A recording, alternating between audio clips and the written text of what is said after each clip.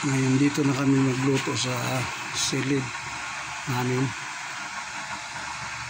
Ito, tingnan nyo ang gas stove namin. Yan. Ito, puno pa ito. May laman pa ito. Wala pang, hindi na pa namin nagamit. Kasi nasira na lang itong burner namin sa gas stove, nasira na lang. Dahil hindi na namin yan ginamit. Ito na ang ginamit namin. Is oil stove. Yan. Ito maganda, matipi ito. Wala na kaming lulutuin ngayon, kaya nag-init na lang kami ng tubig. Yun, malapit na siya kumakulo.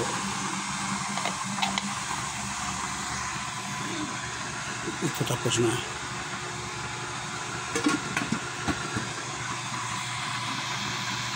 Yan. Matipid na lutuan. Use oil stove.